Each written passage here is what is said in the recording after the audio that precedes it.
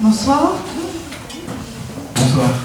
Bonsoir. Bonsoir à vous tous qui vous êtes déplacés pour écouter avec, je pense, beaucoup de plaisir, comme moi j'en ai pris à la lecture de ce livre, pour vous lire Jean-Guillaume Zéry, lire ce livre qui vient suivre un énorme succès éditorial qui s'intitulait « Prenez soin de votre âme ». Et donc ce livre aujourd'hui qui paraît « Revivez de l'intérieur », publié aux éditions du CERF. Merci Jean-Guillaume Zéry d'être là ce soir. Merci de votre C'est un réel plaisir.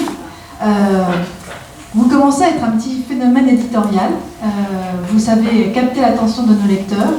Alors en préparant cette rencontre, je me suis rappelé un de vos premiers livres, ou peut-être même était-ce le premier livre, en essayant de comprendre un petit peu ce qui vous avait amené à écrire jusqu'à celui-ci. Alors si je me souviens bien, enfin j'ai vérifié mes sources avant de vous interroger, je vous connaissais pour un livre qui s'intitulait « À la rencontre des personnes de la rue, aux captifs, la libération ». C'est ça, vos sources sont bonnes. Voilà, ma mémoire de libraire aussi. Et puis, on a passé un peu de temps, et puis est sorti quelques années plus tard « À quoi sert un chrétien ?» publié aux éditions du CERF. Et puis a suivi « Prenez soin de votre âme », qui a eu un énorme retentissement, qui malgré sa pagination assez conséquente, a su capter l'intérêt d'un lectorat qui s'est surpris à être intéressé, avide de connaître un petit peu ce que vous disiez à travers ce livre. Et puis voilà celui-ci, « Revivez de l'intérieur ».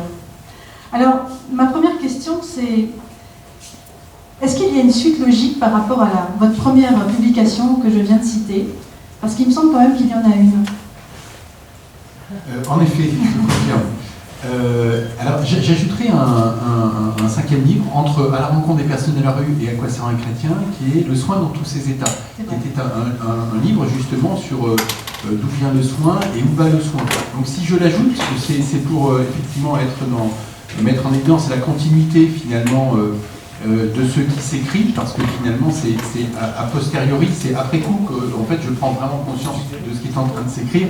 Et le fil rouge que j'identifie, c'est celui de l'âme, de l'intériorité et du soin de l'âme.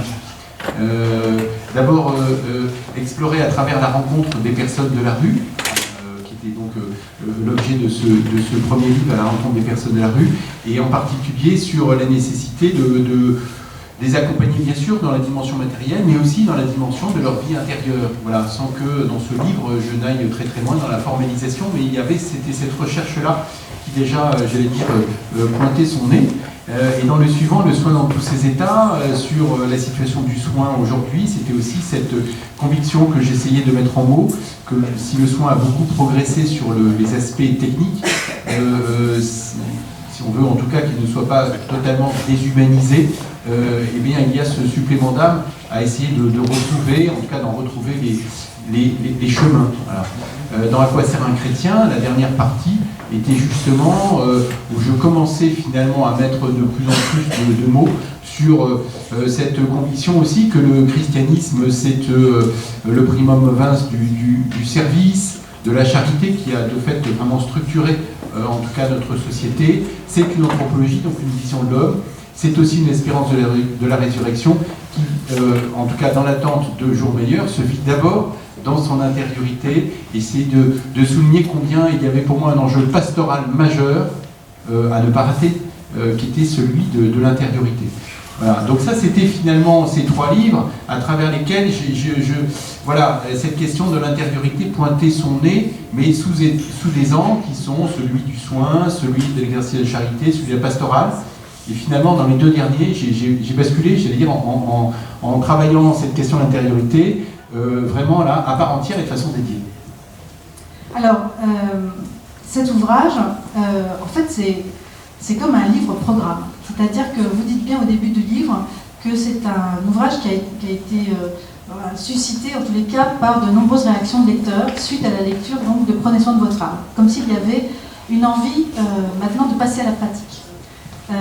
Donc c'est vraiment un ouvrage qui est pas forcément si court que ça, mais en tous les cas qui est très bien structuré, 10 chapitres, et qui permet, pour ceux qui n'ont pas lu Prenez soin de votre âme, qui permet de rentrer vraiment dans la compréhension de la pédagogie des Pères du désert, et où on s'aperçoit, à la lecture de votre livre, que en fait, c'est ça qui m'a le plus surpris après lecture, c'est que vous abordez des thématiques que nous connaissons tous, qu'on soit religieux, chrétien ou non. C'est-à-dire que ce sont toutes des notions très contemporaines finalement, mais qui là ont une véritable puissance parce qu'en fait elles sont organisées et qu'il y a une logique à tout ça.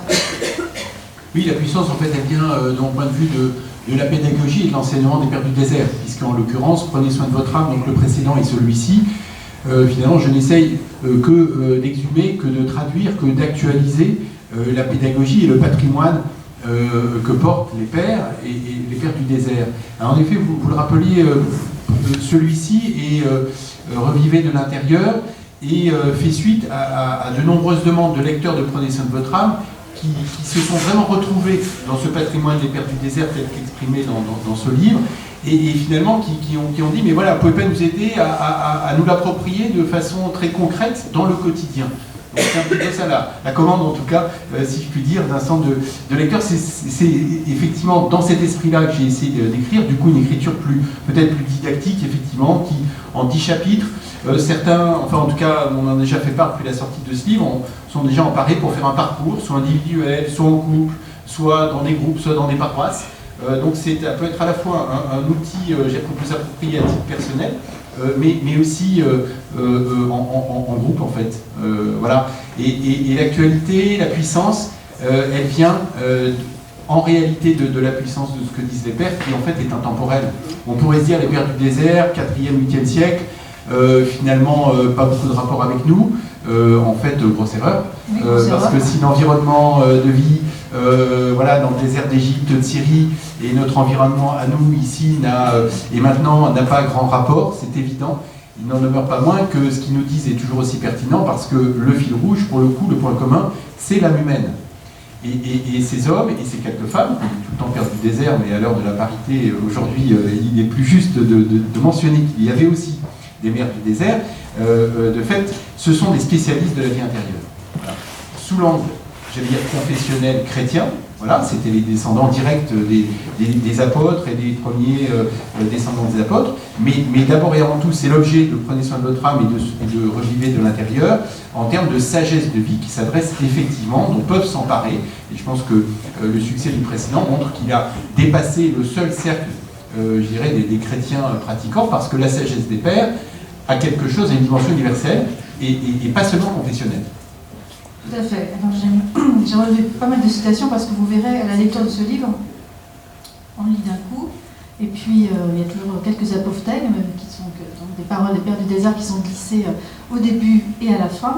Et puis au démarrage, on les prend comme des historiettes dont on ne comprend pas forcément tout à fait le sens. Et là, j'avoue que ça a été très utile aussi parce qu'effectivement, dans le rayon Père du désert, on a ces recueils d'apophthegmes qu'on peut prendre et qu'on peut se dire oui, ils sont très sages, mais on ne comprend pas très bien. Mais en fait, à la lumière de votre livre, elles prennent tout leur sens. Et alors, il y en a une que j'aime beaucoup, mais qui rejoint là ce que vous dites. Donc, ils disent « Les oiseaux volent, les poissons nagent et les humains méditent ». Et donc ça, c'est vraiment, en fait, et c'est peut-être le point de départ aussi de ce livre, c'est-à-dire et qui rejoint un public qui n'est pas forcément que confessionnel, loin de là, c'est que la méditation, c'est quand même l'affaire du siècle aujourd'hui. Et on se rend compte qu'effectivement, dans méditation, il y a une dimension qui est bien plus importante que celle qu'on connaît ou qu'on croit connaître. Parce que là, ça fait l'objet d'un des chapitres, notamment, sur la vigilance du cœur, notamment, qui est très intéressant, sur lequel on va s'apesantir un tout petit peu, parce que je la trouve vraiment très intéressante. Voilà, en fait, ils avaient compris. En fait, la société contemporaine n'a rien inventé. Ah bah c'est le moins qu'on puisse dire. Je pense surtout la société contemporaine, donc nous, avons à nous laisser réinventer, justement, par des traditions aussi solides que, en l'occurrence, la tradition des pères du désert. Oui, je suis prudent, et pour le coup, ce n'est pas la seule tradition qui peut nous éclairer. Il y a d'autres traditions spirituelles qui sont solides, qui sont fondées, etc.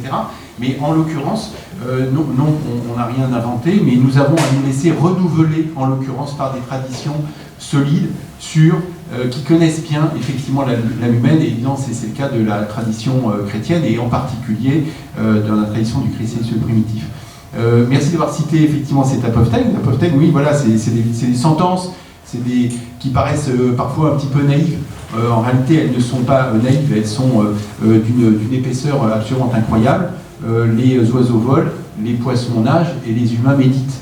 Donc ça veut dire que, à travers cette parole, ça dit la puissance que, voilà, il y a quelque chose de génétique, quelque chose qui fait partie du mode de vie de l'humain, qui est de méditer. Alors on peut discuter qu'est-ce que c'est que méditer, mais c'est vrai qu'aujourd'hui, où on assiste à ce que je crois on peut vraiment considérer comme un moment assez incroyable, parce que personne n'aurait misé un copec il y a encore 25-30 ans sur voilà, on va dire ces pratiques méditatives, sa fréquentation des retraites, les retraites en silence, enfin ainsi de suite, ce retour vers l'intériorité. Il y a 25-30 ans, personne n'aurait posé un copec dessus. Donc oui, un phénomène de mode, mais ça n'est pas que un phénomène de mode. Voilà. Et donc là, très clairement, ce retour vers l'intériorité, effectivement, est assez focus méditation, pratique méditative. Hein. Ce que je trouve intéressant de ce que nous dit les Pères du désert, et la sentence à peu près que vous rappelez le monde, c'est que les pratiques méditatives font partie des fondamentaux de l'âme humaine, hein, mais dans la tradition des Pères, la méditation va de pair avec l'exercice du décentrement, du service, de la fraternité, de la solidarité, comme on dit aujourd'hui, de la compassion, voilà, juste comme ça, on voit un décentrement vers l'autre. Et puis, troisième pied de ce trépied, à côté des pratiques méditatives et du service, du décentrement, la pratique de la dépollution intérieure. Et je trouve intéressant que finalement ce que disent les pères, c'est qu'on assiste de fait aujourd'hui à un retour de plus en plus vers les pratiques méditatives, aconfessionnelles, dites aconfessionnelles.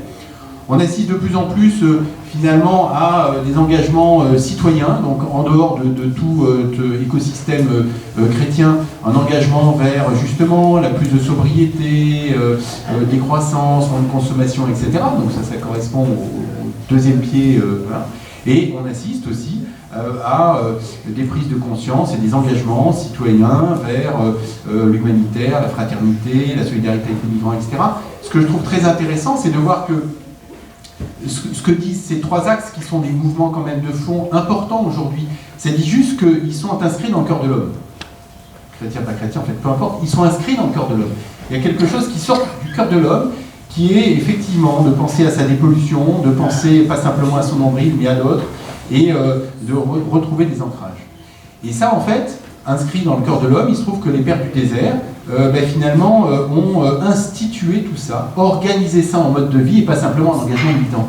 Voilà. Et c'est là où ça nous rejoint, et c'est là où, me semble-t-il, on a vraiment à nous mettre à leur école pour passer de quelque chose de l'ordre de l'engagement à quelque chose du mode de vie, qui est finalement bon pour la planète, mais d'abord et avant tout, bon pour nous-mêmes et notre équilibre intérieur. Alors, l'ouvrage se compose en 10 chapitres. Alors, je vais vous les énoncer rapidement pour ceux qui n'auraient pas lu le livre, parce que en fait, tout ça est très bien organisé. Chapitre 1, donc ton intérieur, tu dépollueras.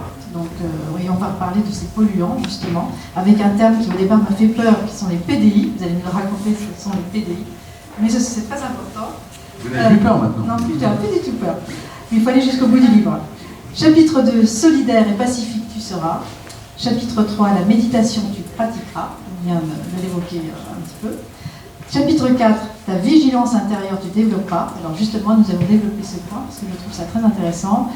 Chapitre 5, de tes maladies d'origine spirituelle tu feras le diagnostic.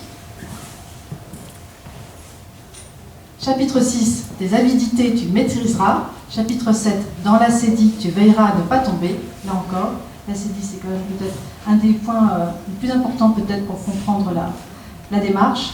Chapitre 8, humain tu commenceras à devenir. Chapitre 9, vers ton intériorité tu te tourneras. Et enfin, chapitre 10, la nature tu contempleras. Alors, le livre démarre avec un terme qui m'a un peu fait peur, donc comme je le disais tout à l'heure, les PDI. Et alors, expliquez-nous ce que sont les PDI, parce qu'en fait c'est très important, parce que c'est ce qui fait que ça déjoue la mécanique de l'humain d'aujourd'hui. Oui, en fait, Donc, vous mettez le focus sur, effectivement, sur le premier chapitre qui, pour moi, est le plus important au sens ce par quoi peut-être démarrer cette démarche. On ne peut pas faire le reste du programme sans passer par ça, en tous les cas. On peut, mais on n'ira pas très loin. Non. C'est-à-dire que, de quoi s'agit-il? Voilà, ton intériorité, tu dépollueras. L'idée, c'est quoi? C'est de dire que, finalement, on est très attentif à la pollution extérieure. On parle notamment beaucoup des perturbateurs endocriniens. Vous savez qui sont ces molécules invisibles, insensibles, etc., qui sont dans notre environnement, des molécules chimiques, qui, par inhalation, par ingestion, par contact dans les textiles, rentrent dans notre organisme, modifient notre physiologie, les équilibres hormonaux, endocriniens, etc., à tel point que parfois ils peuvent donner des maladies potentiellement graves. Et donc on dit, voilà, attention à réduire notre exposition aux perturbateurs endocriniens. En fait, le propos, c'est de dire qu'il existe la même chose pour les PDI, ce que moi j'appelle des PDI, les perturbateurs de l'intériorité, qui sont des choses invisibles, insensibles, dont on n'a pas conscience, qui rentrent dans notre intériorité, qui modifient notre métabolisme, non pas hormonal ou endocrinien, mais notre métabolisme intérieur, notre équilibre intérieur, et alors qui peuvent nous déséquilibrer et nous rendre malades, entre guillemets, intérieurement. Et donc, comme on est attentif à essayer de réduire notre exposition aux perturbateurs endocriniens, finalement, là, je nous interroge en disant, mais voilà, comment est-ce que moi, je peux réduire mon exposition à mes PDI, c'est-à-dire à ceux qui perturbent mon intériorité? Et pourquoi effectivement commencer par ça? Parce que je me suis dit, bah tiens, on parle beaucoup de méditation, à confessionnel, etc. Donc je peux commencer par la méditation. Ben non. Je pense que la première des choses, c'est dans le concret de ma vie, quel que soit mon environnement, mon état de vie, mon âge, etc., on est tous exposés à des PDI, à des perturbateurs de l'intériorité. Chacun les siens, ne sont pas les mêmes si on vit dans un environnement où il y a beaucoup de numérique, qu'on a 20 ans, qu'on est un geek, etc., ou si on est une personne isolée en maison de retraite. Mais on a tous des perturbateurs de l'intériorité. Quel que soit l'état de vie, c'est ça qui est intéressant. Bien sûr, on est tous concernés par ça. Les pères du désert eux-mêmes, évidemment, leur PDI, c'était pas Google, c'était pas smartphone, les notifications, les SMS. Mais ils en avaient quand même, et ils nous expliquent lesquels. Voilà. Et donc, dans ce premier chapitre, effectivement, c'est le début un petit peu de la démarche, c'est prendre conscience finalement de l'environnement dans lequel je vis et de ce qui potentiellement peut déséquilibrer ma vie intérieure. Voilà. Je prends conscience de ça et j'essaie déjà d'en faire un peu cet autodiagnostic. Il y a beaucoup d'autodiagnostic en fait dans ce livre. Je rappelle juste que vous êtes biologiste médical et psychanalyste. C'est ça. Et donc voilà, le premier point de la démarche, c'est dans quel environnement de vie finalement je vis, j'évolue, et quels sont les facteurs de croissance, ce qui peut soutenir ma vie intérieure, au contraire, qu'est-ce qui peut être une source de fragilité, et qu'est-ce qui peut la mettre un petit peu en difficulté. Voilà. Donc ça, c'est la première étape. Et alors donc, ces PDI, ça peut être des PDI, des perturbateurs de l'intériorité qui sont liés à l'hyperconsommation matérielle ou évidemment à l'hyperconsommation numérique. Voilà. Mais ça peut être aussi des PDI d'une autre nature qui sont liés à mon hyperactivité de projet, mon incapacité à dire non, à vouloir dire oui tout le temps, être tout le temps disponible tout le temps, etc. Ou bien les hyperdéplacements. Voilà, je ne tiens pas en place. Et puis il y a une troisième peut-être nature de PDI, en tout cas que je propose pour essayer de se faire notre autodiagnostic, qui sont des PDI qui correspondent un peu à mon cinéma intérieur.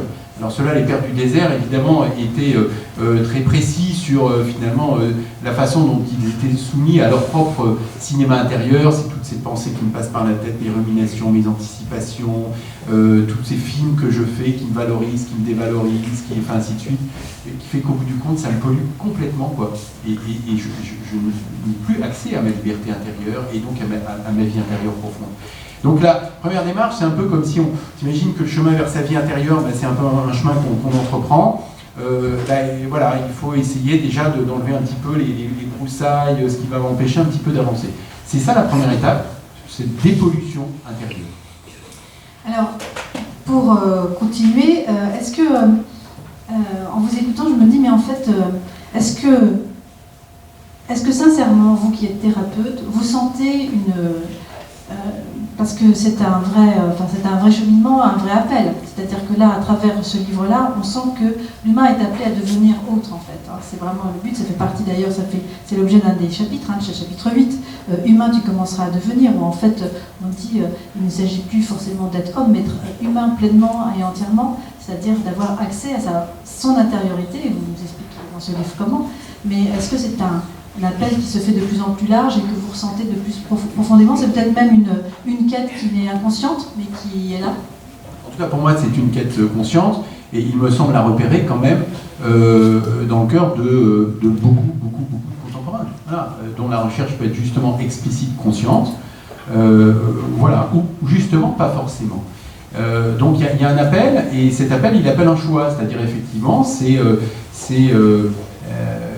vous rappelez le titre de ce chapitre, hein, humain, tu commenceras à devenir. Le titre paraît peut-être un peu provoquant. Ça veut dire que potentiellement on n'est pas humain. Ben, en effet, c'est pas parce que je suis un humain que je suis né du ventre de ma mère et que je suis rentré dans l'espèce humaine, c'est pas parce que je suis un humain que je suis humain. Et en fait, c'est ça, j'allais dire finalement le drame de la vie humaine, c'est que je peux rester ma vie entière comme un humain, en fonctionnant, comme le disaient les pères du désert, sur le mode homme psychique, comme le disait Maurice Handel au XXe siècle, un peu comme un robot. Et d'ailleurs, comme beaucoup aujourd'hui, entre un certain nombre d'anthropologies veulent nous réduire l'humain à effectivement simplement des déterministes. Donc je peux en rester là. Et c'est ça le drame, c'est qu'on peut passer chacun nos vies finalement en reproduisant des déterminismes biologiques, culturels, psychologiques, et puis finalement, pourquoi pas, enfin, voilà, on peut très bien vivre en mode robot. Là, je vis en mode un humain. Et l'enjeu, c'est passer d'être un humain à humain. D'où ce titre, humain, tu commenceras à devenir. Et c'est ça l'enjeu, finalement, alors de ce que dans la tradition religieuse, on appelle ça la conversion. La conversion, c'est pas d'aller à la messe tous les dimanches. La conversion, c'est de naître à, finalement, l'achèvement de ce que chacun de nous est appelé à être dans toutes les dimensions de sa personne, corps, psychisme et vie spirituelle, qui parfois peut se confessionnaliser, reconnaître un Dieu qui donne la vie, parfois pas, ça c'est un mystère, mais en tout cas d'accéder à sa vie spirituelle. Et ça appelle effectivement un choix qui nous fait sortir effectivement des déterminismes. Et là nous fait progressivement, tu commenceras à devenir humain. Donc il faut être très modeste, très humble avec ça. Et on en fait tous expérience, et des personnes, on va dire tout de suite, bah, tiens, cette personne, elle est vraiment humaine. Et puis d'autres, on aura envie tous de lui parler, de venir se confier à cette personne, et etc. Donc cet enjeu de passer de un humain à être humain, en fait, c'est ça l'enjeu de la vie spirituelle. L'enjeu de la vie spirituelle, c'est pas de cocher des cases, quoi. Ni de devenir zen ou de ressembler à Bouddha. Ça, c'est autre chose. Je ne sais pas ce que c'est, d'ailleurs. Je ne serais pas capable de dire ce que c'est. Mais ce n'est pas l'enjeu de la vie spirituelle. L'enjeu de la vie spirituelle, c'est passer d'être un humain à être humain. Comment j'achève la complétude de ce que je suis. Voilà. Et pour cela, ce n'est pas être performant. C'est être en régime, non pas en régime automatique soumis à mes déterminismes, mais en régime mobilisant ma volonté profonde, ma liberté profonde, quelles que soient finalement ces blessures, ces altérations, etc., inspiré, avec la question de par quoi je suis inspiré. Est-ce que je suis inspiré par un environnement finalement de consommation, un environnement de réseaux sociaux, un environnement finalement qui va décider pour moi? À qui est-ce que je confie justement cette fonction de m'inspirer? Voilà. Et c'est ça la vraie vie spirituelle. Vous démarrez ce chapitre avec un apophtème que je trouve très intéressant, je vous le cite parce qu'il est très court. On demanda à un ancien, comment se fait-il que je me décourage sans cesse? Il répondit, parce que tu n'as pas encore vu le but. En fait, être humain, c'est être toujours en mouvement finalement. Mais en tout cas, c'est avoir un horizon, quoi. Oui. Et cet horizon, le propre de l'horizon de la vie spirituelle, c'est que ça ouvre vers un infini. En fait, c'est ça. C'est ça le truc, en fait. C'est-à-dire que c'est un horizon, finalement, qui est sans fond. Hein, et qui est cet infini. C'est-à-dire que la vie spirituelle, enfin la dimension spirituelle dans l'homme, si on considère que l'homme il a une dimension somatique, une dimension corporelle, une dimension psychique, mentale, il a aussi une dimension spirituelle. Cette dimension spirituelle, c'est quoi? C'est la dimension qui rend chacun de nous est le lieu, le sanctuaire de notre volonté libre profonde, mais aussi le lieu de nous-mêmes qui nous permet d'être en contact, en relation avec un infini qui nous dépasse, et en l'occurrence un infini qui nous donne la vie. Et donc en effet, si le but c'est d'accéder à cette vie spirituelle, ça veut dire que c'est d'accéder quelque part, d'être orienté vers un infini qui nous donne la vie. Et en effet, du coup, qui appelle à une naissance, renaissance, renouvelée, j'allais dire permanente, et à terme, j'allais dire qui va durer une éternité. Alors autant s'y mettre dès maintenant, en fait. Alors pour continuer, donc après cette clarification par rapport à nos polluants, donc il y a ce chapitre sur la solidarité, enfin, mais c'est surtout être dans l'accueil de l'autre, qui permet d'abord de mieux s'accueillir, ça c'est une juste reconnaissance, que d'abord reconnaître l'autre pour mieux se reconnaître soi-même. Ensuite, il y a donc un chapitre sur la méditation, mais en fait, le quatrième que je trouve très intéressant, c'est sur la vigilance, en fait, et sur ce que vous appelez la vigilance du cœur, alors qu'il y a l'attention. Alors, expliquez-nous ce que c'est exactement. Le surnom qui était donné aux pères du désert, en fait, c'était d'être les pères neptiques. N-E-P-T-I-Q-E, neptiques. Nepsis, ça vient de nepsis en grec. Nepsis, en grec, ça veut dire la vigilance, l'attention, L', attention. Donc ils étaient considérés comme des pères vigilants. C'était la façon dont on les caractérisait.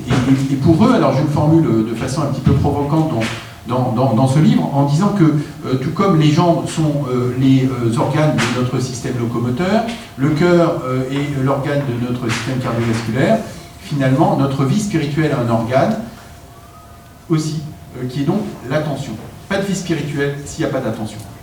C'est bien pour ça que nous sommes autant aujourd'hui, nous vivons une période de ce que, en tout cas moi je considère être un hold-up attentionnel par les médias, les écrans, les GAFA, enfin ainsi de suite, tous ceux qui nous veulent du bien du matin au soir et aussi la nuit, qui en fait kidnappent véritablement notre attention. Or, l'attention est notre organe de la vie spirituelle.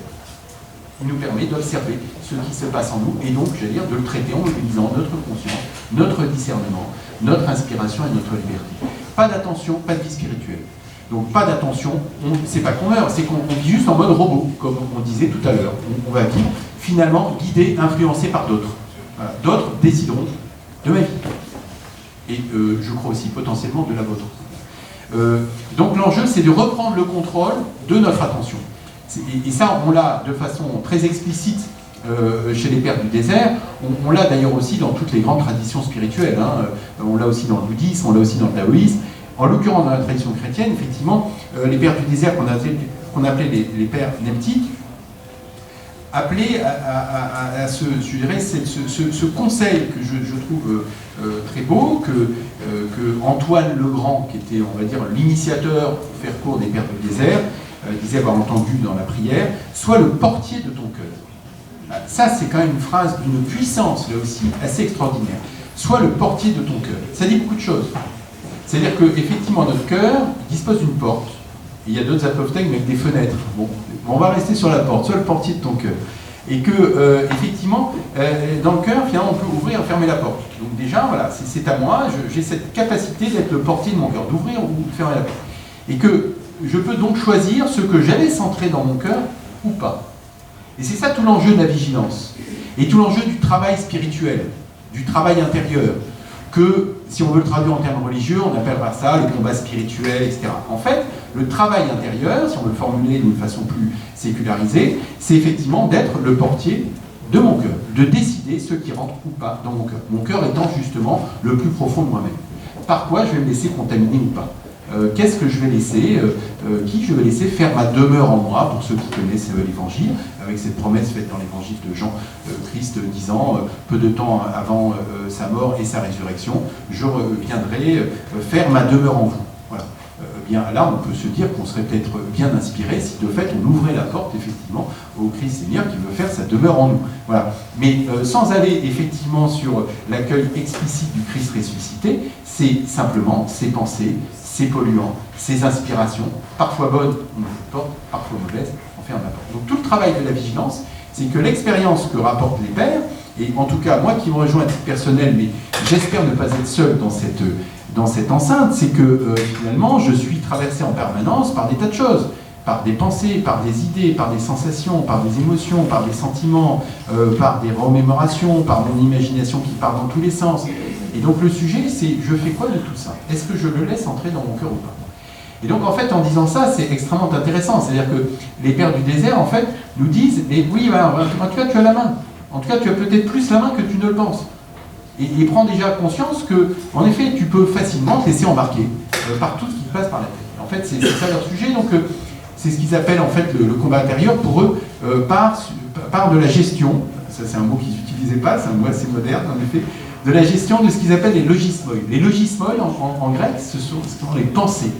Alors, ce n'est pas les pensées, on l'entend aujourd'hui, intellectuelles, etc. C'est ce que je mentionnais très rapidement tout à l'heure, tout ce qui nous passe, notre film intérieur. Et combien on peut avoir tendance, et je propose quelques exercices pour se rendre compte de comment on peut avoir tendance à se laisser embarquer dans notre cinéma intérieur. Et alors, en fait, la conséquence, c'est quoi? C'est pas que c'est mal pour le plaisir soit mal, c'est juste qu'en fait, du coup, on n'est plus présent à ce qu'on vit. On n'est plus présent à soi-même, on n'est plus présent aux autres, on n'est plus présent à ce qu'on fait, on est potentiellement plus présent à la prière si on est dans la prière. En fait, et à force de plus être présent, en fait, on va juste être de moins en moins présent à sa vie et on va juste en fait passer à côté de sa vie. En fait, c'est juste ça, en fait, le sujet. C'est juste ça. Il ne faut pas perdre le fil. Oui. On n'est pas là simplement pour faire l'exercice d'hygiène intérieure. On est juste là pour se dire que l'enjeu, effectivement, de cet équilibre, de revivre l'intérieur, c'est juste pour vivre, avec un grand V, la vie qui nous est donnée. Voilà, maintenant. Et pour ça, il faut que je sois présent maintenant. Et pour ça, il ne faut pas que je me laisse trop emporter par tout ce cinéma intérieur. D'où la nécessité de la vigilance. Où est-ce que je suis en train de me laisser embarquer? Ce que le complément qu'apportent les pères est important. En fait, il est de dire qu'il ne s'agit pas de se regarder le nombril. Hein? Le commandement, c'est observe-toi toi-même. Sois le portier dans ton cœur. Voilà. Sois attentif. Voilà. C'est ça le commandement. Mais en fait, c'est pas sois attentif à toi et regarde-toi le nombril. C'est sois attentif à tout ce qui te traverse. Ce qui est, pour le coup, différent. En fait, qui est le maître en toi? Qui t'influence? Sous l'influence de qui est-ce que tu es? En fait, c'est ça la question, l'objet de la vigilance. Est-ce que tu es sous l'influence de ton cinéma intérieur? Est-ce que tu es sous l'influence de pensées potentiellement bonnes pour toi ou pas? Donc, c'est pas me regarder le nombril, c'est pas la narcissisation, hein, qui était au contraire pour les pères la source de toutes les maladies d'origine spirituelle. C'est observe ce qui est en train de se passer en toi. Par quoi tu es traversé? Donc l'attention, puis le discernement. En fait, c'est une question vitale. Hein, dans le... clairement vitale, en tout cas, si on considère que vital, c'est passer de être un humain à humain. Alors, pour illustrer ce que vous dites, toujours un apophthegme que je trouve extrêmement éclairant, mais toujours après vous avoir entendu. Abbé Antoine dit encore, quand les poissons restent trop longtemps hors de l'eau, ils meurent. Pour les moines, c'est pareil. Quand ils restent longtemps hors de leurs cellules, ou bien quand ils passent leur temps avec les gens du monde, ils perdent la paix profonde de leur cœur. Faisons vite comme les poissons. Eux, ils rentrent vite dans la mer. Nous aussi, rentrons vite dans notre cellule pour ne pas oublier notre vigilance intérieure. En fait, ça, c'est lumineux. Voilà, c'est ça, c'est lumineux. Non mais c'est fort, ils sont très forts ces pères du désert. Ils sont très très forts. Donc évidemment, là, les poissons hors de l'eau ne peuvent pas rester longtemps hors de l'eau. Dès qu'ils n'en peuvent plus, ils retournent effectivement dans la mer. Les moines, quand ils sortent de la cellule, au bout d'un certain temps, ils n'en peuvent plus, ils rentrent dans la cellule. Évidemment, la cellule, c'est la métaphore du corps. Évidemment. Et donc l'enjeu, c'est donc du corps, et donc de la façon dont j'habite mon corps, et donc de la façon dont j'habite ma vie. Et donc c'est effectivement, on est en danger vital, comme les poissons risquent de mourir s'ils restent trop longtemps hors de l'eau, inévitablement. Si effectivement l'humain reste trop longtemps en dehors de lui-même, il va mourir. Alors pas mourir biologiquement, mais spirituellement. Il va simplement être en mode robot animal, et il va obéir à toutes les injonctions, soit de son éducation, soit de sa culture, et de plus en plus de notre environnement numérique. Donc l'enjeu, c'est effectivement de revenir dans son intériorité. D'où l'importance de, 1, savoir les polluants, 2, être tourné vers l'autre, se décentrer, et 3, pratiquer les pratiques méditatives qui me permettent de retrouver des ancrages et de l'intériorité. C'est l'occasion pour moi de dire que dans ce souci, en tout cas, d'écrire quelque chose qui soit peut-être plus facilement appropriable au quotidien, il y a donc ces 10 chapitres qui permettent, avec des apophthegmes, des exercices, des recommandations, etc., inspirés des pères. Il y a aussi donc des méditations audio. Méditation audio, donc on peut télécharger, page 20. Page 20, vous pouvez les télécharger. Cette méditation audio, donc on peut télécharger sur son PC, sur son smartphone, etc. Le but étant, donc ce ne sont pas des prières, ce sont des pratiques méditatives. Il y en a 7 qui correspondent en fait aux 7 enseignements principaux que les pères du désert donnaient à leurs disciples, qui leur demandaient, Abba, Arsène, apprends-nous à méditer. Voilà. Et ce qui est très intéressant, c'est que, en tout cas, les réponses que font les pères du désert ne sont pas d'abord, va dire le chapelet, va adorer le Saint-Sacrement, etc. Ça, ils le faisaient. La réponse que font les pères du désert, c'est justement une réponse habitée. Abba Arsène en particulier, qui était un grand père du désert au sens très connu, qui avait beaucoup de disciples, etc., qui avait un enseignement vraiment qui avait une portée énorme. À la question de ses disciples de apprends-moi à méditer, la réponse d'Abba Arsène, c'est assieds-toi, fais silence, apaise tes pensées. Assieds-toi, fais silence, apaise tes pensées. On ne peut pas faire plus incarné que ça. Et donc c'est cette méditation, voilà, donc que vous pourrez écouter tant que vous voudrez, dans l'ordre que vous voudrez, etc. Et voilà, il y en a une sur s'asseoir, apprendre à s'asseoir. Et en fait, on n'a jamais fini d'apprendre à s'asseoir. C'est parce que là, je suis assis que je sais m'asseoir. En réalité, là, je suis pas assis. Enfin, je suis assis, bien sûr. Mais bon, là, je vous embrouille un peu. Mais je suis assis, mais en réalité, je ne suis pas ancré, je ne suis pas posé. Voilà. Et l'enjeu de s'asseoir, c'est pas simplement d'être dans la position du lotus. C'est de trouver des racines. Comme le disent les pères, un arbre trop fréquemment transplanté ne prend pas racine. Et alors, il ne pourra pas porter de fruits. Donc, l'enjeu de la méditation régulière de l'assise, c'est de retrouver de l'ancrage. La suivante, c'est sur faire silence. Voilà, assieds-toi, fais silence. Faire silence, évidemment, il y a des choses qui peuvent nous aider à faire silence. On va couper son portable, on va essayer de créer les conditions qui vont bien, mais l'enjeu, c'est quoi? En réalité, c'est de se mettre à l'écoute du silence qui m'habite. Nous avons tous un silence qui nous habite. Et en fait, il y a tellement de bruit extérieur, mais surtout de bruit intérieur, qu'on fait nos fameux PDI, qu'en fait, c'est super difficile d'entendre notre silence, ce silence qui nous habite. Or, ce silence qui nous habite, en fait, c'est juste le silence de la vie spirituelle. C'est juste qu'on est en train de s'approcher de notre vie spirituelle. Il y en a une autre sur apaise tes pensées, troisième conseil d'Abba Arsène. Qu'est-ce que je fais avec ce mental qui en permanence est là, en train de me polluer, de me parasiter, je ne sais pas quoi en faire? En fait, il nous aide. Il y en a une autre sur l'attention au souffle, une autre sur la mémoire de la mort, qui est, malgré son apparence pas du tout morbide, mais quand on en ressort, c'est après, le plus souvent on en ressort vivant, enfin je dis ça, on en ressort au contraire encore plus vivant. Il y en a une autre sur, la sixième sur habiter son corps, et puis la dernière sur méditer avec la nature, en relation avec la nature, même quand on est en pleine ville, c'est possible, sur la base d'un apophthegme extrêmement, enfin de plusieurs apophthegmes en l'occurrence, hein, qui soutiennent toujours toutes ces méditations, mais un apophthegme très fort, où là aussi un disciple va voir un père du désert et lui dit aussi, ben voilà, apprends-moi à méditer. Et alors le père du désert, Abba lui répond, eh bien va contempler la montagne. Ah bon, mais oui, mais moi je veux que tu m'apprennes à méditer. Eh bien, la montagne, elle, contemple-la, parce que la montagne, elle, t'apprendra à méditer. Ah bon, pourquoi? Parce qu'elle méditait avant les humains. C'est fort, ça. Parce que la montagne méditait avant nous. Voilà. Et avec toutes ces préoccupations qu'on a sur l'écologie, la place de l'homme dans la création, enfin, là, il y a quand même des choses qui sont super puissantes, quoi. Voilà. Et donc, il y a une méditation qui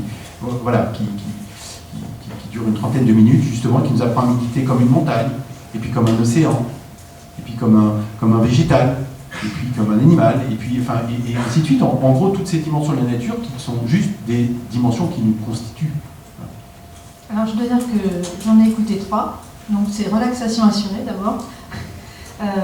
Deuxième constatation, c'est que ce n'est pas si simple de se laisser, emporter par d'abord votre voix, qui est formidable dans l'exercice en tous les cas, et de voir même sa propre constatation. Ma première constatation, c'est de dire à quel point on n'est plus conditionné pour justement vivre ces temps. C'est-à-dire que moi j'ai écouté ça sur mon smartphone, je n'avais qu'une crainte, c'est que les SMS plug, etc. Et c'est vrai que ça m'a complètement perturbé là pour le coup le travail. Donc effectivement il y a une dépossession de soi qui n'est pas facile aujourd'hui à acquérir dans le monde d'aujourd'hui. En fait ça illustre parfaitement l'écrit. En fait, pour ceux qui ont une expérience de la méditation, que ce soit une méditation, à confessionnelle ou une expérience de la prière, là aussi, j'espère ne pas être le seul ici, mais l'expérience, en tout cas, que moi je fais d'abord, c'est celle du parasitage intérieur, de ces pensées, il ne m'a pas répondu, je peux envoyer le mail, j'ai encore une course à faire, etc. C'est d'abord ça, pour moi, l'expérience de la prière. En tout cas, voilà. Rassure-moi, je suis pas tout seul. Personne ne me rassure. Bon, sorti, je suis tout seul. Mais c'est d'abord ça, mon expérience. Et donc, en effet, c'est comment j'arrive à tenir, comment j'arrive à demeurer, justement, dans la méditation, alors que j'ai une impulsion à partir, j'ai une pensée qui part à droite, j'ai mon dos qui me fait mal à gauche, enfin, ainsi de suite. Comment je fais pour demeurer? Voilà. Et c'est ça, justement, que nous apprennent ces méditations, ces recommandations des pères. Et là, on est vraiment dans le par quoi sous l'influence de quoi je suis, enfin, comment est-ce que je vis avec toutes ces impulsions, ces mouvements intérieurs, parfois ordonnés vertueux, parfois plus désordonnés, et qui nous font moins de bien. Donc c'est là où, effectivement, l'expérience de la méditation, à toute petite mesure, Et l'expérience des pères du désert qui vivaient finalement une méditation géante toute leur vie, parce qu'en fait c'est ça, c'est une espèce de méditation géante toute leur vie. Ils essayent de se retirer du monde, d'avoir un peu moins de sollicitations extérieures, comme quand on essaye de méditer, sauf que nous, ça dure 15 minutes, eux, ça dure une vie entière. L'expérience que l'on fait, nous, à de petites mesures, c'est pas de perturbation intérieure. Eux aussi, c'est ça, en fait, qu'ils ont vécu, et c'est là où ils peuvent nous aider, en nous disant, mais oui, fais l'expérience que c'est possible de vivre. Mais ça s'apprend. Et en même temps, c'est pas ça s'apprend comme on apprend les choses à l'école, c'est que finalement, ça s'apprend en faisant. Et en fait, le moment où on est le plus en danger, c'est quand on croit que ça y est, on sait faire. Alors ça paraît paradoxal, mais alors le moment où on se dit ça y est, là je suis devenu pas trop mauvais, bon, etc. Généralement, c'est pas très bon signe. Voilà, donc il vaut mieux finalement simplement demeurer, rester le plus persévérant possible, patient. Et j'allais dire finalement, la vie intérieure, c'est un petit peu comme l'activité sportive, c'est un peu comme la nourriture saine, c'est sur le moyen et le long terme finalement que ça porte du fruit. C'est pas quand on a l'impression d'avoir atteint le nirvana. Tous les grands spirituels nous alertent sur le fait que c'est pas ça la vie intérieure. Au contraire, il y a quelque chose d'un chemin humble, parfois âpre, mais qui toujours, au bout du compte, porte son fruit. Est-ce que l'écologie, finalement, des pères du désert pourrait se résumer à cet apophthegme auquel je ne résiste pas, que j'ai envie de vous dire, en fait? On demandait un jour à une servante de quelle façon elle pouvait tenir ferme sans rencontrer personne et en luttant de surcroît contre l'ascétie. C'est sur l'ascétie. Elle répondit, « Depuis le point du jour jusqu'à la 9e heure, je prie heure par heure tout en filant le lin. Durant les heures qui restent, en esprit, je me mets en présence des saints patriarches, prophètes, apôtres et martyrs. Je mange alors mon pain et pendant les autres heures, je persévère dans une attente patiente, prête à accueillir la fin de ma vie, animée d'une heureuse espérance. » Ouais, c'est magnifique. Hein. Enfin, moi, je trouve ça toujours très, très émouvant. C'est-à-dire que y a, dans sa portée, en fait, il y a à peu près tout. Finalement, il y a une espèce de ramasser, de condenser de l'enseignement des pères. Il y a quelque chose d'extrêmement concret. Je mange du pain, j'ai ma tâche, j'ai mon travail manuel. C'est beaucoup sur le travail, alors sur le travail, mais en l'occurrence travail manuel, pas simplement parce qu'encore une fois, ils ne vivaient pas l'heure numérique, etc. Mais parce qu'il y a quelque chose de très incarné. Il y a la patience, voilà, la persévérance, voilà, qui est une vertu cardinale pour les pères. Il y a le souvenir de la mort, c'est-à-dire finalement, voilà, je ne sais pas quand est-ce que ça va s'arrêter cette affaire-là, mais enfin ça peut s'arrêter demain ou plus tard, donc le souvenir de la mort. Et puis la mémoire de Dieu. Hein, donc il y a la mémoire de la mort et le souvenir de mémoire ou souvenir de Dieu. Hein, je suis avec les saints, je suis avec Dieu, etc. Là c'est quoi? C'est justement, c'est une façon, si on veut en faire une lecture un peu simplement psychique, on dirait c'est simplement pour calmer le mental, pour canaliser le mental. Il faut bien qu'il pense à quelque chose. Il y a les mantras dans la spiritualité orientale, voilà, là on se concentre pour canaliser un petit peu le mental sur le souvenir de Dieu. Si on veut faire une lecture plus spirituelle, c'est de dire que c'est autant focaliser son attention sur cet infini qui nous donne la vie que sur autre chose, parce que finalement je pourrais focaliser mon attention sur plein d'autres trucs. Mais de le focaliser sur Dieu, quand effectivement on est dans cette relation et cette conviction, cette foi que c'est lui qui donne effectivement la vie et qui est le secours et qui est le salut, et bien évidemment c'est encore plus soutenant. Voilà. Donc c'est vrai qu'il y a dans cette apophthegme à peu près finalement les essentiels de la vie. Elle est très incarnée, voilà, et en même temps profondément spirituelle. Et ce que nous dit cette servante, c'est que cette femme, c'est que finalement la vie équilibrée, c'est celle qui est simultanément dans l'activité et dans l'activité, on va dire, opérationnelle, extérieure, et dans l'activité intérieure. Voilà. Alors que souvent, on a tendance à, je fais le job, quand j'aurai fini, j'irai prendre un petit peu un temps de repos, un temps de prière, un temps de méditation, un temps de je sais pas quoi. En fait, ce que nous disent les pères, c'est qu'en fait, on est appelé, mais c'est un chemin, hein, justement, à faire l'unité entre ces différentes dimensions, et qu'on peut être à la fois dans la rumination de la parole de Dieu, souvenir de Dieu, etc. Enfin, en gros, dans quelque chose de notre vie intérieure, de notre vigilance intérieure, et qui habite nos activités banales, quotidiennes, ordinaires, quoi. Enfin, c'est juste ça qui transfigure une vie. En fait. Tout à fait. Alors, est-ce que dans le public, il y a des questions pour Jean-Guillaume Zéry? Ah, pardon, monsieur. Merci beaucoup. l'attention, le cœur, vous n'avez pas prononcé le mot de âme. Donc attention cœur, je répète pour que tout le monde entende. Attention cœur, monsieur dit je n'ai pas prononcé le mot de âme. Oui, enfin probablement. Alors en fait, donc ça figurait dans le titre de l'ancien, prenez soin de votre âme. Et en effet, alors de fait j'en parle donc beaucoup dans mon bouquin précédent, dans celui-ci aussi. L'âme telle que j'en parle en fait, j'en parle quand j'essaye de décrire l'anthropologie, c'est-à-dire la vision que porte la tradition chrétienne de l'homme, qui est donc en 3 dimensions, le corps, le psychisme et la vie spirituelle, et l'esprit. Et ce que j'appelle l'âme, c'est une convention de langage. Je dis c'est une convention, parce que je ne dis pas que c'est comme ça, mais simplement ça a évolué au cours des siècles, et moi il m'a fallu que je décide, j'allais dire, de quelle tendance j'allais m'inspirer, et en l'occurrence le sens que je donne au mot âme, c'est le sens du psychisme, et non pas de l'esprit. C'est une convention, ça a évolué au cours des siècles. Pourquoi ce choix de dire corps, psychisme, esprit, donc corps, âme, esprit? D'abord pour des raisons de traduction et d'étymologie, c'est que le psychisme en grec c'est la psyché, et que la traduction latine de psyché c'est anima, et anima ça donnait âme. La deuxième chose, peut-être plus intuitive, c'est que si on appelle le psychisme l'esprit, sauf que l'esprit, naturellement, ça donne la vie spirituelle. Or, la vie psychique n'est pas la vie spirituelle. Voilà. Et puis, dernière raison, c'est que dans les premiers siècles de la tradition chrétienne, finalement, c'était ces termes-là qui étaient choisis. Je pense à saint Irénée, par exemple, 2e siècle, un des premiers pères de l'Église, et qui a été le premier évêque de Lyon. Saint Irénée ne vivait pas dans les déserts d'Égypte et de Syrie, il vivait donc par chez nous. Et donc il a pour expliquer un petit peu la façon dont est construite finalement l'humain, disait l'humain est constitué du corps, de l'âme et de l'esprit. Le corps en tant que tel est une composante de l'homme, n'est pas l'homme achevé. L'âme en tant que telle est une composante de l'homme, elle n'est pas l'homme achevé. L'esprit en tant que tel est une dimension, une composante de l'homme, mais n'est pas plus l'homme achevé. Ce qui est l'homme achevé, c'est l'unité de ces 3 composantes. Et donc saint Irénée, lui, parlait donc de corps, âme, esprit. C'est la raison pour laquelle, en tout cas, moi j'ai pris cette convention-là.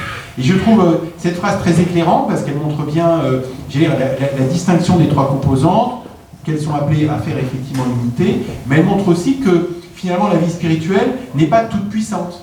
Hein, quand saint Irénée dit la vie spirituelle, enfin la dimension esprit, est une composante de la personne humaine, mais n'est pas l'homme achevé, c'est bien mettre effectivement chaque composante à sa place. Et c'est l'expérience que nous faisons. Est-ce que quelqu'un veut réagir ou poser une question? Madame?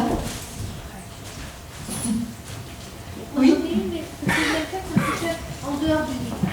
Vous avez dit tout à l'heure que, en citant David Désert, je crois que la montagne méditait avant que l'homme ne soit arrivé. Et du coup, je me pose une question, parce que c'est pas du tout dans la religion iranienne. Je pense que les aborigènes d'Australie, qui ont une religion sans Dieu, entre guillemets, enfin c'est ce qu'on dit, mais par contre, qui sont restés très très longtemps, peut-être encore aujourd'hui, très très proches de la nature, des éléments naturels qui leur servaient même à la fois spirituellement et à la fois dans leur vie quotidienne, pour s'orienter pour plein de choses. Et est-ce que on retrouve un petit peu cette notion, ou pas du tout, c'est pas du tout ce qu'ils ont voulu par cette notion de montagne qui méditait depuis le début, je dirais. Ce que je comprends de ce que disent les pères, et plus largement la tradition chrétienne qui a beaucoup développé des choses dans le rapport à la nature, notamment dans les premiers siècles, puisque de fait, la vie était beaucoup plus proche de la nature environnementale qu'aujourd'hui, c'est que la nature, effectivement, méditait avant nous, donc avant l'homme, dans le sens où la nature, elle n'est pas finalement spirituellement inerte. La nature est traversée par les énergies divines, ce que dans les premiers siècles on appelait les énergies divines. Voilà. Et donc les énergies divines, ça n'est pas de l'animisme ou de considérer qu'une montagne est une divinité, ou un arbre est une divinité. Mais par contre de dire que la montagne et que l'arbre sont traversés par une énergie de Dieu, l'énergie créatrice de Dieu. finalement, c'est ça le récit de la Genèse, hein, où jour après jour, il y a finalement des éléments de la création qui apparaissent, créés par Dieu, voilà, et au bout du compte. Et quelle est la place de l'homme, j'allais dire, au bout du compte dans cette affaire-là? Dans le christianisme primitif, ils expliquent que l'homme, je trouve ça très beau, je ne sais pas si j'arriverai à le faire sentir, ils disent que l'homme est le lieu de la création où la création prend conscience d'elle-même et qu'elle a été créée par plus grand que lui. C'est le lieu, en fait, l'homme, c'est pas qu'il est au-dessus, c'est que c'est le lieu de la création, mais finalement, ça pourrait être une montagne, il se trouve que c'est tombé sur nous les humains. Bon. Mais c'est le lieu de la création prend conscience d'elle-même et d'avoir été créée par Dieu. Voilà. Donc c'est là où effectivement, ça n'est pas de l'animisme ou de voir des divinités dans la nature, mais de considérer que la nature est pour le coup infiniment non seulement à respecter, mais qu'elle est aussi traversée par ces énergies divines. Je veux dire, me revient un autre apophthegme avec un disciple qui régulièrement allait voir son abbat, son maître spirituel, qui n'avait rien, qui n'avait même pas d'écrit, de Bible, d'évangile, enfin rien, etc. Et alors, qui vivait en ermite. Alors le disciple lui dit, mais comment fais-tu pour prier alors que tu n'as pas la parole de Dieu qu'on trouve à la chapelle, ou etc. Et il lui dit, mais en fait, peu importe, la parole de Dieu, je l'ai devant moi. C'est extraordinaire ça. La parole de Dieu, je l'ai devant moi. Parce qu'en effet, toute la nature est habitée des énergies divines. Voilà. Les aborigènes, je les connais trop peu, c'est un euphémisme, pour avoir le moindre propos ayant sur ce qu'ils vivent. Moi, ce que ça m'évoque, en revanche, c'est qu'il y a dans le cœur de l'homme, comme je dis, il y a dans le cœur de l'homme inscrit ce besoin de sobriété, ce besoin de méditation, ce besoin de se soucier de son frère, pour faire court. Je crois qu'inscrit dans le cœur de l'homme, cette intuition qu'il y a une espèce de communion, quand même, de nature entre l'homme et la nature, pour une part. Sauf qu'en effet, il y a en l'homme cette vie spirituelle qui fait qu'il y a en l'homme une dimension surnaturelle, qui est cette vie spirituelle. Mais il y a cette intuition d'une communion, d'une unité de la création. Obligé, sinon les moines ne choisiraient pas des si beaux lieux. Pardon. Obligé, parce que les moines ne choisiraient pas des si beaux lieux pour leurs abbayes. Oui. La preuve, c'est que les moines ne choisiraient pas d'aussi beaux lieux pour leurs abbayes. En effet, c'est que on sent que la nature parle et qu'il y a cette communion et que Dieu parle à travers tout ça, bien sûr. Et ils ont du flair pour ça. Alors, il faut juste terminer très rapidement. Et parmi toutes vos méditations, vous nous conseillez de commencer par laquelle? Alors très rapidement. Et donc il y a cette méditation, commencer par laquelle? En fait, moi ce que je recommanderais, c'est d'écouter les 7 de rang. Voilà, les 7 de rang, pour en gros savoir un petit peu ce qu'on y trouve. Si vous écoutez, et quand vous écouterez les 7 de rang, il y en a forcément qui vont tout de suite vous plaire, d'autres moins vous plaire, et d'autres pas du tout vous plaire. Voilà, et en fait, et c'est super comme ça. Pourquoi? Parce que on n'a pas tout le temps le même état d'âme. Et que ce qui est important, c'est que vous sachiez un peu ce que vous allez y trouver sur les 7. Et à d'autres moments, une qui va un peu vous rebuter, et bien finalement, vous aurez envie d'y aller parce que vous aurez quand même dans la mémoire ce que vous y trouverez, et ça correspondra peut-être davantage à votre état d'âme.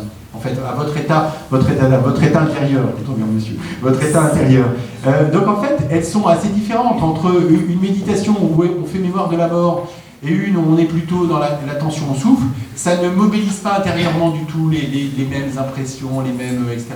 Donc écoutez les 7, vous saurez grosso modo ce que vous y trouverez, et en fonction, justement, l'évolution de ce que vous vivrez, si vous vivez un deuil, si vous vivez une grande joie, ce ne sont pas les mêmes méditations qui vont vous parler. Et fort heureusement, c'est juste le signe que vous êtes vivant. Voilà. Donc, sachez choisir la méditation, les méditations qui conviennent à ce que vous vivez, ce que vous traversez en fait de votre vie. Et donc, je vous invite à lire vivement Revivez de l'intérieur de Jean-Guilhem Zéry, publié aux éditions du Cerf. Merci beaucoup. Merci pour... Et revivez de l'intérieur, votre vie n'aura plus la même saveur. Merci.